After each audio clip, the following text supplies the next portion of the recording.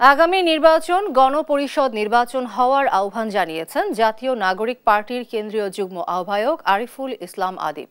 রবিবার রাষ্ট্রীয় অতিথি ভবন যমুনায় প্রধান উপদেষ্টার সঙ্গে বৈঠকে এ আহ্বান জানান তিনি বলেন, একনায়কতন্ত্রের স্থায়ী সমাধানের জন্য গণপরিষদ নির্বাচন দরকার। এ সময় 3টি নির্বাচনের বৈধতা দানে নিষিদ্ধ সংগঠনের কার্যক্রমকে সহযোগিতার জন্য জাতীয় পার্টির সাংগঠনিক কার্যক্রম নিষিদ্ধের দাবিও জানান তিনি।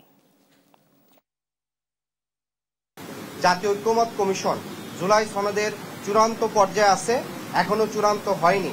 সেই জুলাই সনদের আইনি ভিত্তির জন্য আমরা বলেছি, জুলাই সনদের আইনি ভিত্তি এবং সাংবিধানিক ভিত্তির জন্য আগামী যে নির্বাচনটি হবে সেই নির্বাচনটি যেন অবশ্যই গণপরিষদ নির্বাচন হয় এবং সেই গণপরিষদের নির্বাচনের মাধ্যমে বাংলাদেশের দীর্ঘ 55-54 বছরের যে রাজনৈতিক সংকট, যে একক ব্যক্তিকেন্দ্রিক যে স্বৈরতান্ত্রিক মনোভাব কিংবা কাঠামো গড়ে উঠছে, সেটার স্থায়ী সমাধানের জন্য আমরা মনে করি আগামী নির্বাচনটি গণপরিষদ নির্বাচন অনুষ্ঠিত হয়ে এবং সেটা নতুন সংবিধান প্রণয়ন করবে।